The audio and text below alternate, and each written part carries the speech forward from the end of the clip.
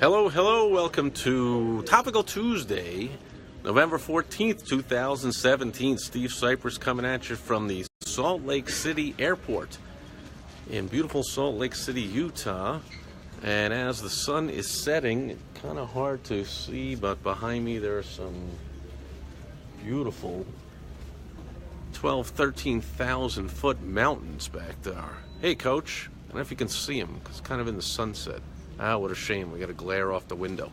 Anyway, so here's the thing. As I walk through the airport, I'm seeing up on the news, and I'm walking by newspaper stands, and it is just amazing. I'm going to try and stay away from the cesspool of the news, but you can barely help it these days. But just about everything is all about the crumbling of trust that if we ever had, which I remember when we did have, in institutions like politics, the media, Hollywood, athletes. Like, holy cramoly, there's just so much dishonesty, and who's a crook and who's a whatever, and like, who cares who signed over or whatever uranium to somebody, and who called the Russians and had a meeting with this, and who's doing what and who gives a crap? I mean, this, like the Congress that never does anything, and they somehow think that if they just keep themselves busy investigating things that happened years ago that don't have any effect on the future of the country, like somehow that's doing something. Like, get to work. We're broke. Aren't we like $20 bazillion in debt? And aren't we like have no chance of like paying that back, and the debt payments are crazy? Like, fix something here. Like, we've got broken systems and everything, but all everyone concerned about is who did what to who, and who called who, and who met with who, and who didn't do that. And then you got I'm flabbergasted. I'm shocked that there are Hollywood producers and actors that are forcing themselves on young up-and-coming stars and starlets. Like, I'm shocked by that. Like, casting couch, I never heard of that. I never heard of men. Now we got a senator candidate somewhere, like he's molesting 14-year-olds or something. Shocked. He's unfit for the U.S. Senate. What? But I'm sure he's fit for the White House, right? Like, it's just amazing. Like, cut it out already with all this. Like, is there any belief anymore in senators, presidents, presidential candidates, campaign managers, athletes? Who's kneeling, who's not kneeling, who's this, who's that, which team owner is doing this and doing that, and which, media is lying about this or not telling the truth about that, I mean, come on, there's so much mistrust and distrust. So how does that affect us? Well, hey, Adam Whitty is here, great to see you, and Coach is here, great seeing you. How does that affect us as business owners? You better believe it affects us.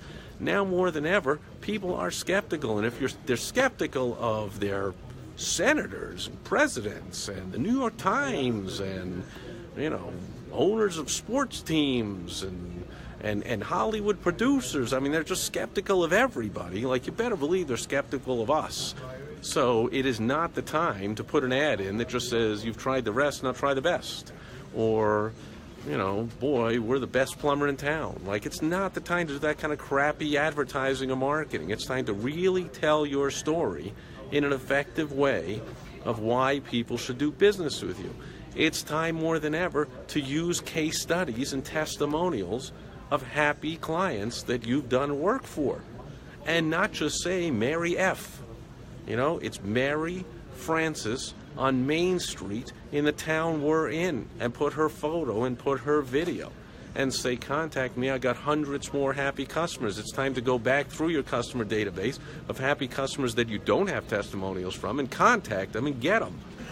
And I've run contests for testimonials over the years. I don't feel I should just call them up and say, give me a testimonial. I'm like, I'll give you here's how I do it. I run a double-pronged contest when I want to gather testimonials, because I've been remiss in gathering them over the years. I want to go back through my happy customers, and I want to encourage everyone to give me a testimonial, and I want to encourage them to give me a good one. So I do a double-pronged testimonial contest. I say, here's the deal. You get X prize just for sending in a testimonial. No, you get into a drawing. I'm sorry. You get into a drawing, Everyone that just sends in the testimonial gets in a drawing. And you could win the $500 whatever. You know, if you're going to get 50 testimonials from people and you get a $500 flat screen TV, you're paying $10 to collect a testimonial. Believe me, it's worth a lot more than that. So that's how you do it. You don't say, I'll give a $500 TV to everyone. Even though testimonials can be worth $500 each, you can pay $10 a piece by estimating you'll get 50 of them and give a raffle for a $500 prize. Then I give a second one and I say, and for the one that I pick that's the best testimonial, I'll also give that person an extra $100 dinner for two at wherever or something. So I'm going to give a prize to encourage someone to give a great testimonial, but I don't want to discourage people that would say, well, mine's not that great, or I'm not that good a writer, or I don't have time to, I don't have that great a story to tell, or I'm not really that articulate, or I'm just going to make a 15-second video. I'm not going to send it in because mine won't be the best, I won't win. That's why I give the participation award, and I give the award for the best, and then I make it clear you can win both. So the person that gives the best testimonial is also going into the drawing for both. So you could win both, so send them all in, and then they come flooding in. And then you can put together your pages of testimonials, your videos on your website, your social media, and share them all over the place. I mean, you really need more than ever to have as much proof as possible that you are a trusted provider of the goods and services or whatever you provide. I could not urge you more, business owner watching this video. If you are remiss in proving to strangers that they should trust you, you have almost no chance of being trusted, and if you have no chance of being trusted, you have no chance of making the sale and getting a client. And in today's climate, where nobody trusts anybody, and who knows tomorrow the next name to drop of who is dropping whatever drugs into young girls' glasses and raping them, and who's doing what to who, and who sent emails out to corruptly do something or whatever. You know that's happening. Tomorrow another one's coming, and another one, and another, and another. And so more and more people are just in disbelief, and all of our beliefs in anything we thought was a solid, believable thing is being ripped to shreds, and we are in the no mood to see bogus ads or marketing that just says, I'm a plumber, call me. You can trust me. Like, prove it. Do everything you can to prove that you're trustworthy. I'm sorry, but you just have to these days. Donna's here, great seeing you. Phil Breakfield's here. Phil says, agree totally, Steve. Thank you for that.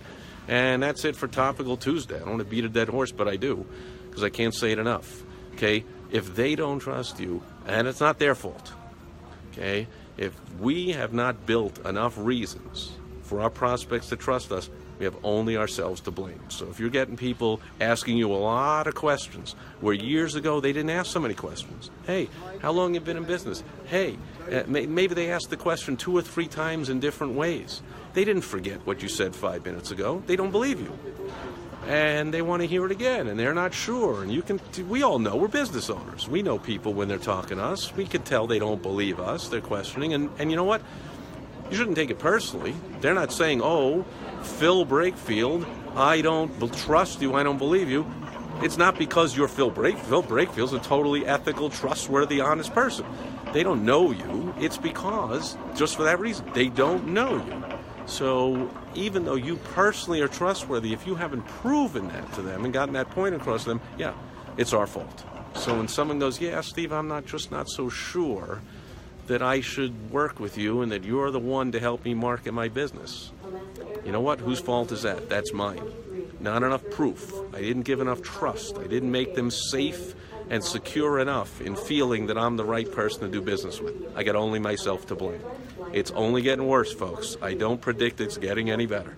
I predict that even if no more Hollywood actors or producers, no more politicians, no more athletes, no more media people were found out to be lying, cheating, raping, anything at all, it would still take years and years to heal the wounds that people are going to remember for years and decades to come.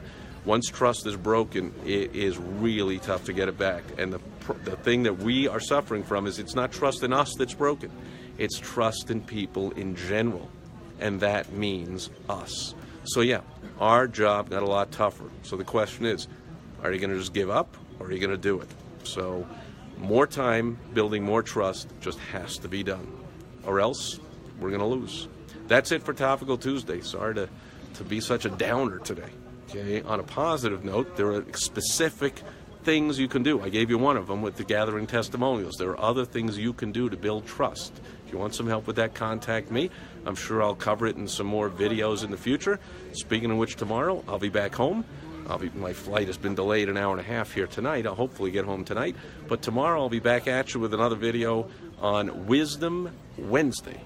And hopefully I will talk to you then. Thanks to Donna, Adam, Phil, Coach, anyone else here live, anyone watching on the replay. No rhino of the day because I'm out in the middle of an airport here. Didn't bring a rhino with me and don't see one stampeding around, so no rhino of the day today, but I'll be back tomorrow on Wisdom Wednesday. Thanks for being here today. Catch you tomorrow from Salt Lake City Airport in beautiful Salt Lake City, Utah. Steve Sipress, over and out. Bye-bye.